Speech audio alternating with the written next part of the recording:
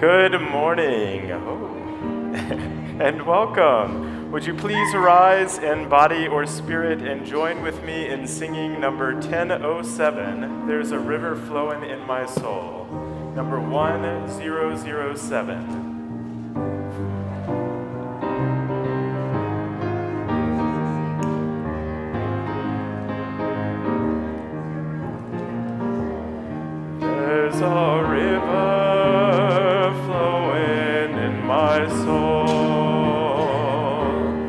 There's a river flowing in my soul, and it's telling me I'm somebody. There's a river flowing in my soul. There's a river flowing in my heart. There's a river flowing in my heart. There's a river flowing in my heart, and it's telling me that I'm somebody. There's a river flowing in my heart, flowing in my mind. There's a river flowing in my mind. There's a river flowing in my mind, and it's telling me that I'm somebody. There's a river flowing in my mind. There's a river flowing. There's a river flowing. There's a river flowing in my soul.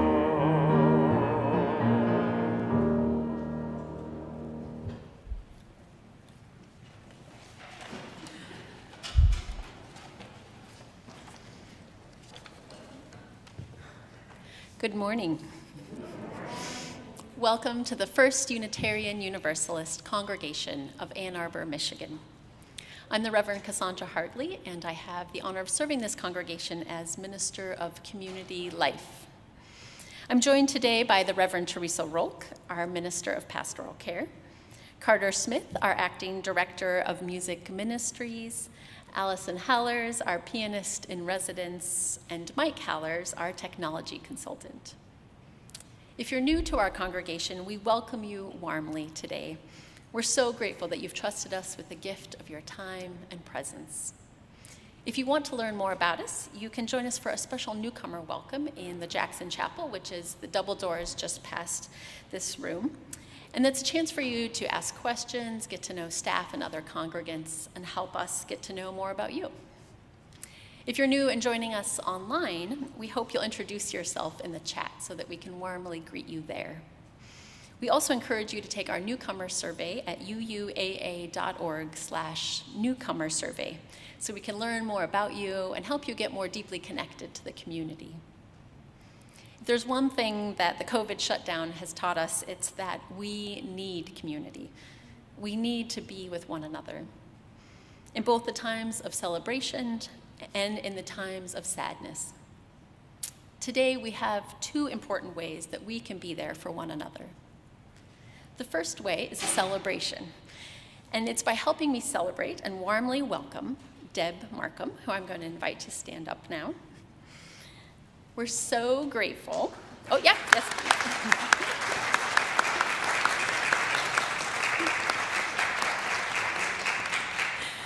As you may have seen, Deb is joining our staff as a full-time administrator, which we are so grateful for after so many years of faithful volunteer service from Ed Lynn. He finally gets to retire for real this time. At least we hope so, Barber, for your sake. But Deb has a wealth of experience that she brings to this role, and we're so excited to have her on board. She attended the Conservatory of Music at the University of Missouri, Kansas City, and there she landed her first job as a choir director and discovered a passion for the systems that create community, support engagement, and cause congregations to thrive. After graduation, she began working full-time as a congregational administrator and has remained in active service since. Prior to coming to Ann Arbor, Deb served a UU congregation in Kansas City for 17 years. And she feels fortunate to continue serving Unitarian Universalism here at UUAA. We are certainly grateful for her. So please welcome her once again.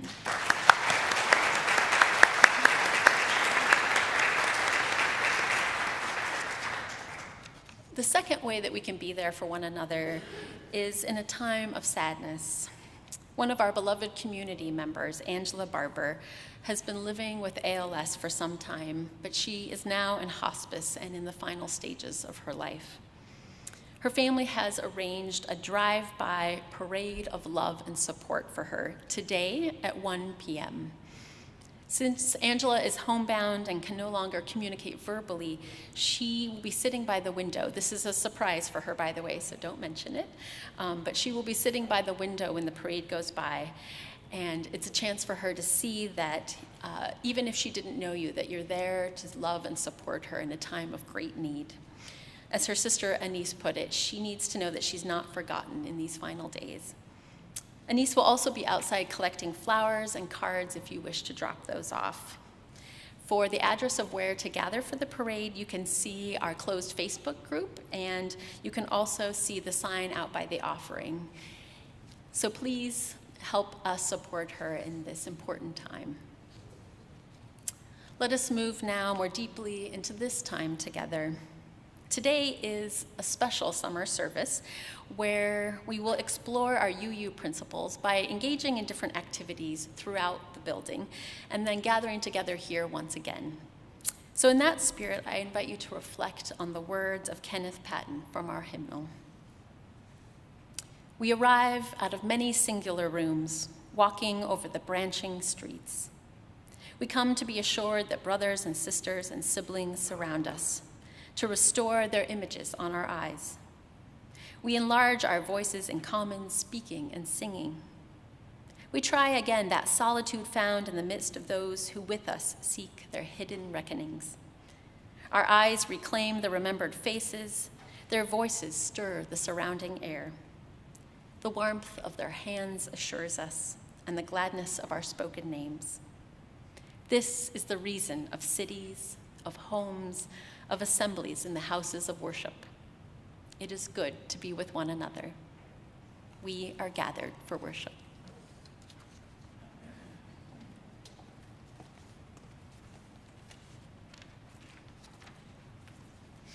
Good morning.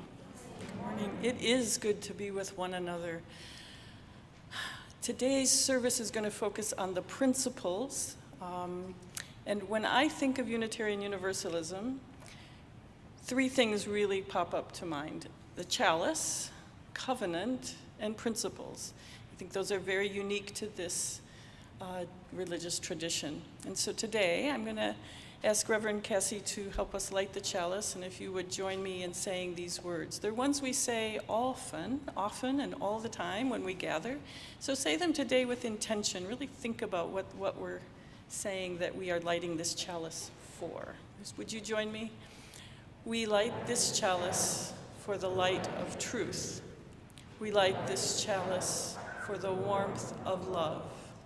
We light this chalice for the energy of action. We light this chalice for the harmony of peace. And our covenant, the words of our covenant are the things that bind us together. It explains how we are in relationship with each other. It's not a creed, it's not one thing that you are demanded to believe, but it shows how we are to be together. So again, with intention, say these words with me, if you will. The spirit of this church is love, and service is its law. This is our covenant with each other, to dwell together in peace, to search for truth in love, and to help one another. Thank you.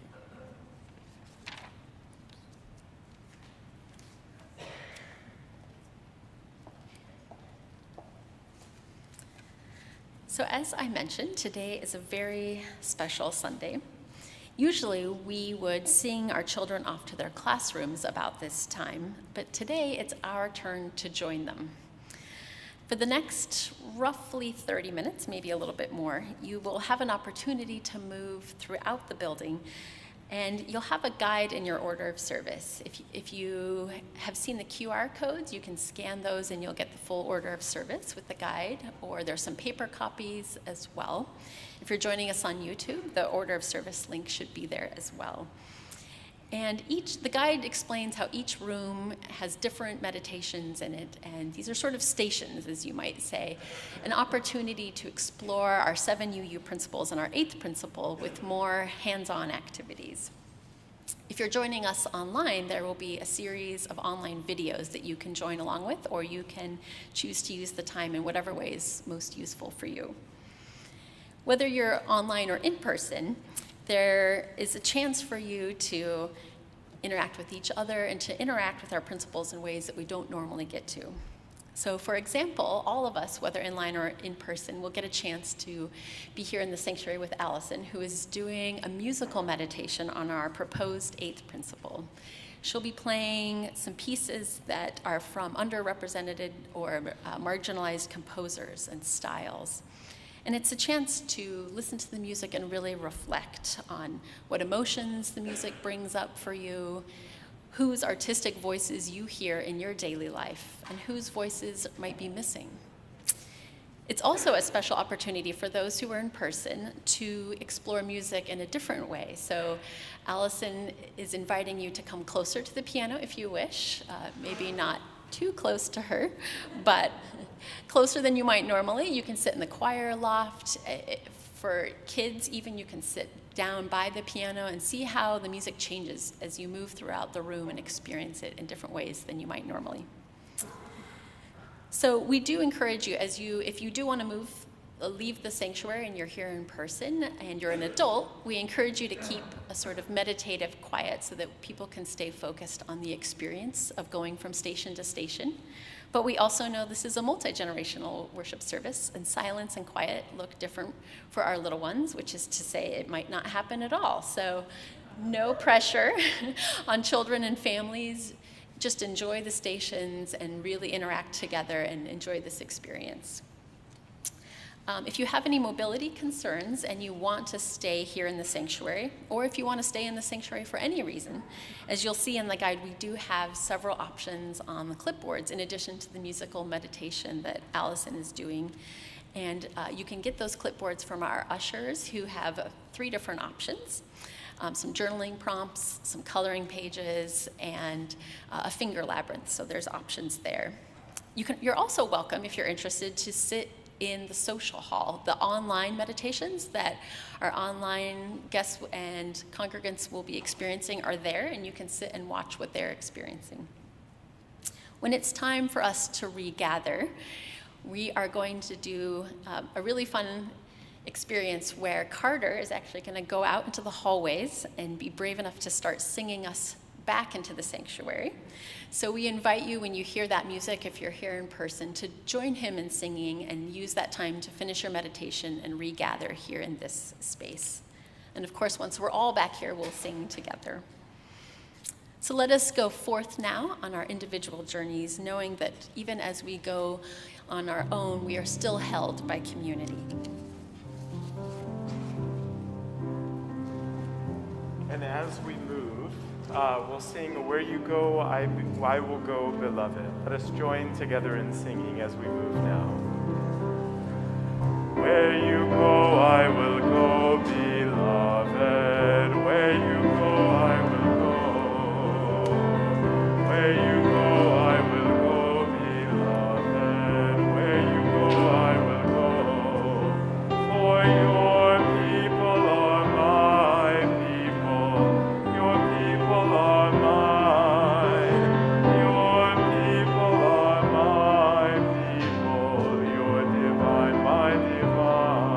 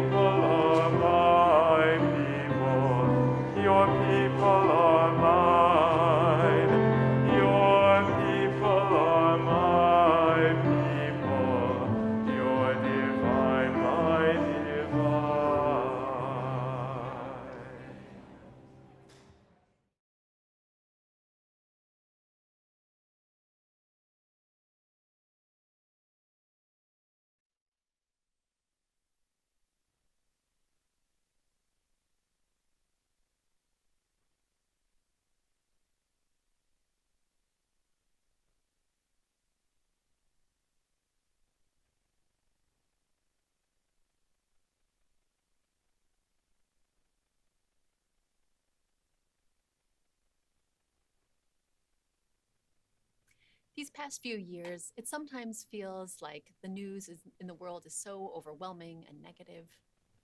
I find myself struggling to have faith in people's inherent goodness when I feel like all I see around me is violence and division. It feels easier to just give up and be cynical sometimes. But of course, eventually, I'm also reminded that the world is full of beauty and goodness and compassion and connection. One of the practices that helps me to remember this is Tonglan Meditation.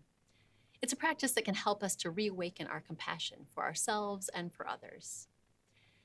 As the great writer and Buddhist teacher Pema Chodron says in her book, Tonglan, The Path of Transformation, Tonglan is the Tibetan practice of sending and receiving. Tong means sending out or letting go. Len means receiving or accepting. Tonglan is ordinarily practiced in sitting meditation using the breath. Put simply, the practitioner breathes in the bad and breathes out the good. So let's try an abbreviated version of Tonglan together. First, start by getting comfortable wherever you are. You can close your eyes or soften your gaze. Take a few deep breaths. Try to just rest for a few moments in openness and stillness.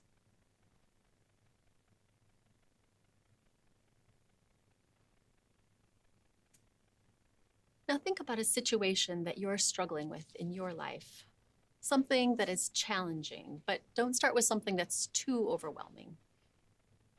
Try to notice what feelings come up for you as you think about that situation.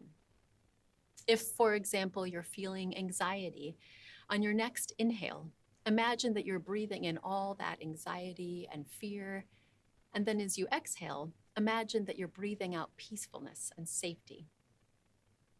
If you're feeling insecurity, you can breathe in that feeling as you inhale, and as you exhale, breathe out confidence and empowerment. Let's try doing this with your own feelings for a few moments.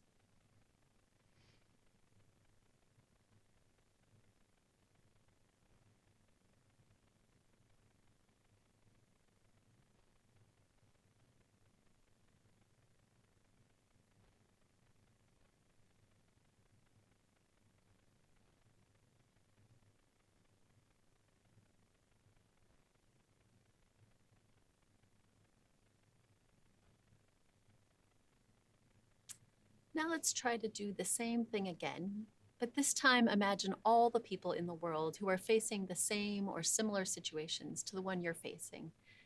And take some time to imagine that you are breathing in all of your collective pain and breathing out your collective relief and healing.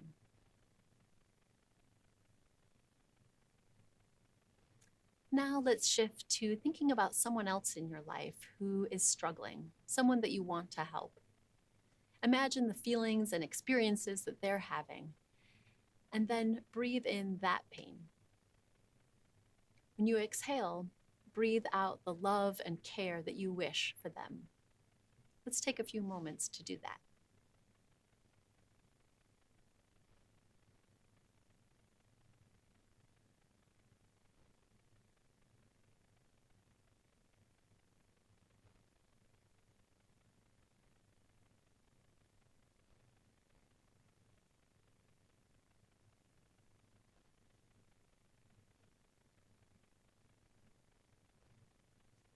Now, once again, let's expand the circle further and imagine all the people in the world who are facing the same situation that the person you want to help is facing.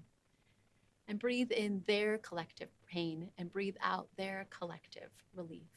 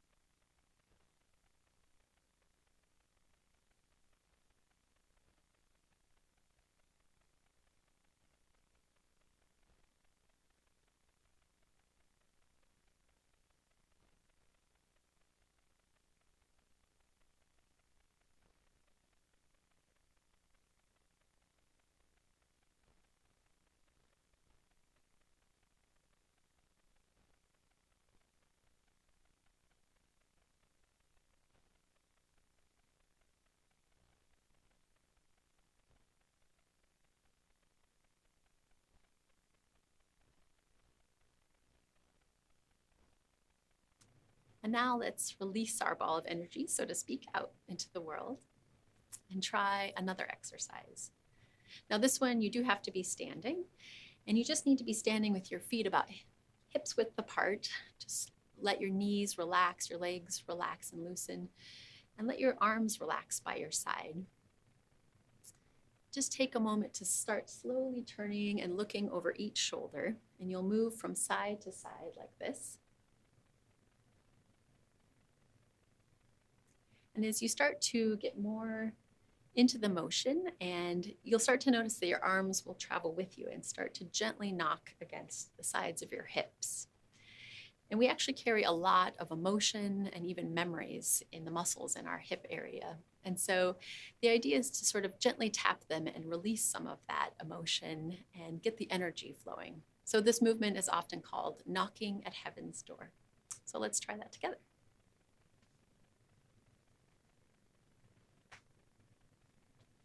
It seems a little silly, but it's a lot of fun, and you can go at whatever pace feels good for you.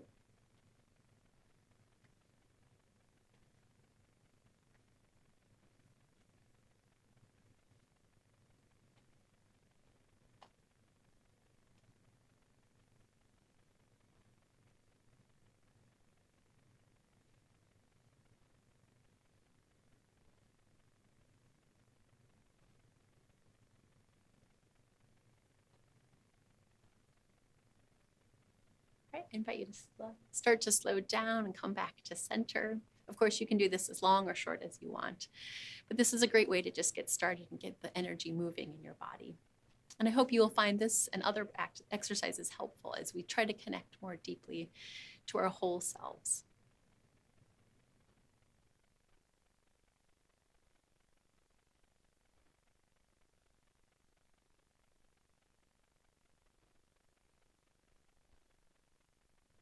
We all want a more peaceful world, but one of the biggest barriers to peace is how quickly we can become reactive in times of conflict and escalate the tensions rather than calming them.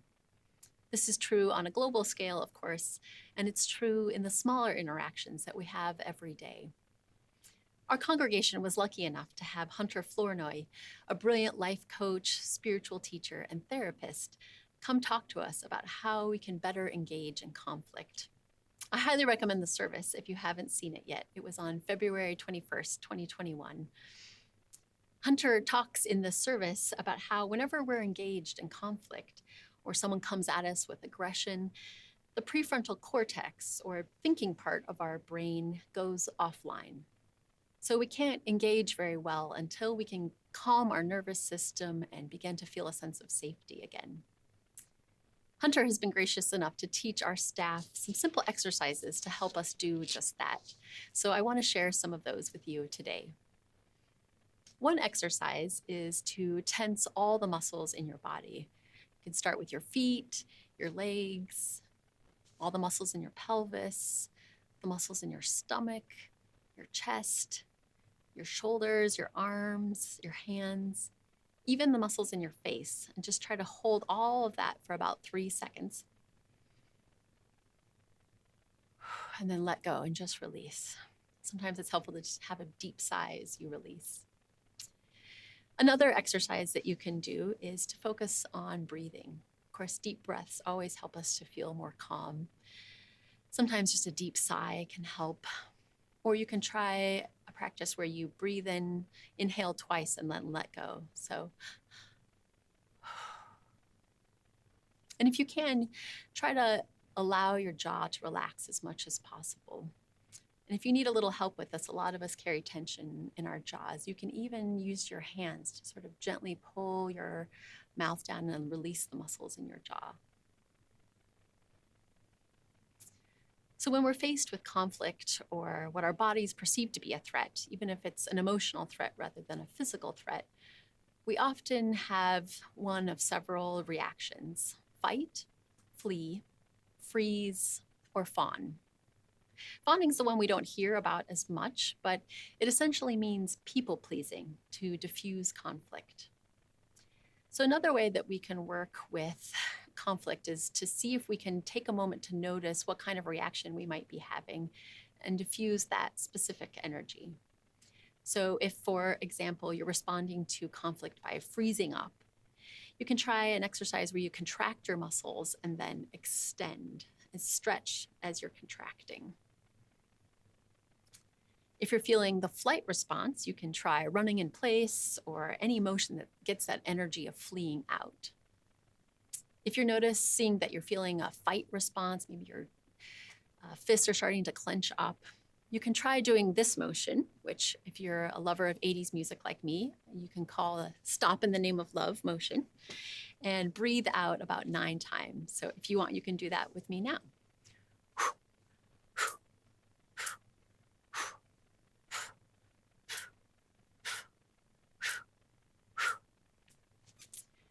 So regardless of what kind of response you're having, it's helpful to just try any of these exercises, and we'll share more in the future. And just try to get your prefrontal cortex back online. And then once you've done that, you can restore even more safety by taking a moment to get comfortable, close your eyes if you can, and just place a hand on your heart. If that doesn't feel as helpful, you can also try giving yourself a hug or doing any sort of touch that feels nurturing. And really take a moment to notice the feeling of your skin touching your skin and the warmth radiating. And then try to imagine a loving person in your life. Or if it's more helpful, a loving pet or a spiritual figure. Imagine that they're gazing at you with love and acceptance, and you feel surrounded by their warmth and care. If it's helpful, you can also imagine you're with this person or being in a place that also feels safe and calm to you. So you can just do that for a few moments. And then you can come back to this moment and slowly open your eyes. Now, of course, these practices, some of them you can do, and even in the middle of a conversation without people noticing. Some of them you might need to find some privacy by excusing yourself to get a drink or use the bathroom or anything that gives you a chance to take a break and reset. But they're all very quick and simple and help us to find some refuge in the midst of conflict.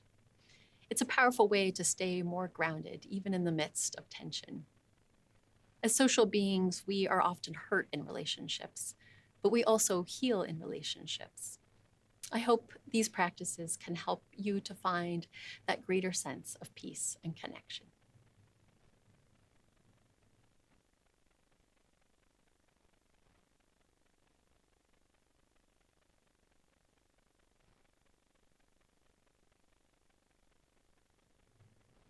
One of the beautiful parts of our congregation is that everyone has their own understanding of what is sacred. There is a UU children's song adapted from the words of the Sufi poet Rumi that sums it up well.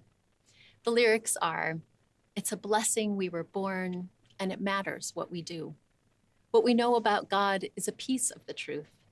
Let the beauty we love be what we do, and we don't have to do it alone." The beloved poet and Unitarian Universalist minister Nancy Schaefer put it another way in her poem, That Which Holds All, from her book Instructions in Joy. I invite you to reflect on her words as I read them. That which holds all. Because she wanted everyone to feel included in her prayer, she said right at the beginning several names for the holy. Spirit, she said, Holy One, Mystery, God. But then, thinking these weren't enough ways of addressing that which cannot be fully addressed, she added particularities, saying, Spirit of life, Spirit of love, Ancient Holy One, mystery we will not ever fully know, gracious God, and also Spirit of this earth, God of Sarah, Gaia, Thou. And then, tongue loosened, she fell to naming superlatives as well.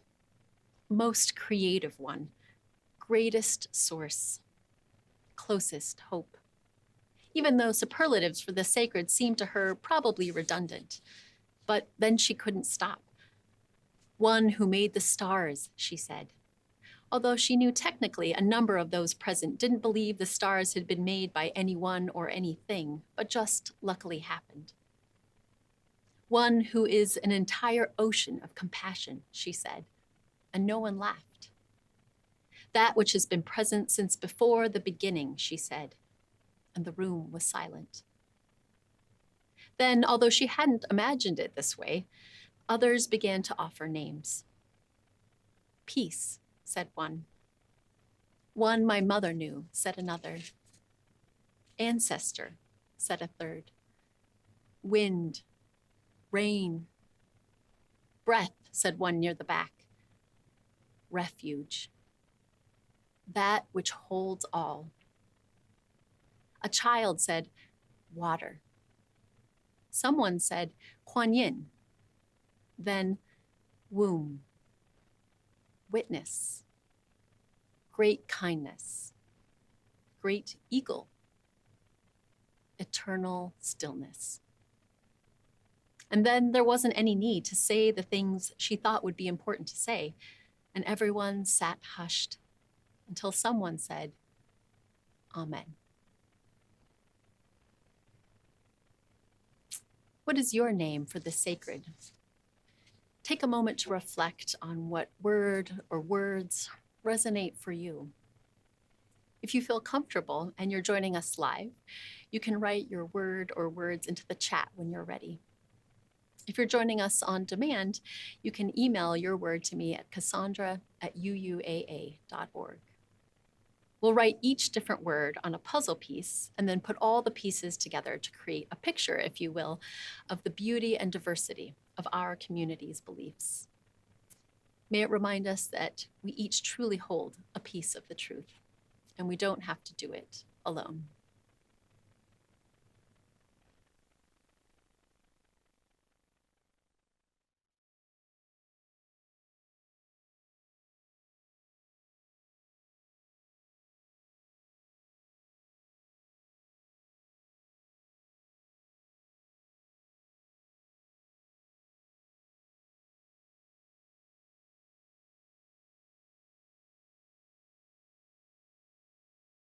Blessing we were born, and it matters what we do. What we know about God is a piece of the truth. Let the beauty we love be what we do, and we don't have to do it alone. The beloved poet and Unitarian Universalist.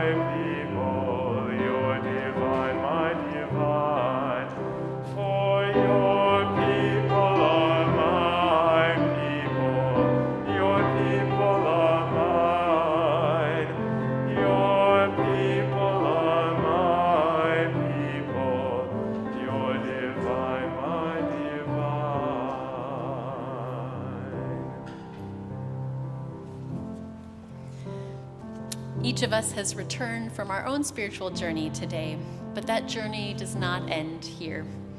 As we move into the week ahead, may we remember the words of Eric Williams. Blessed is the path on which you travel. Blessed is the body that carries you upon it. Blessed is your heart that has heard the call. Blessed is your mind that discerns the way. Blessed is the gift you will receive by going. Truly blessed is the gift you will become on the journey. May you go forth in peace until we gather again.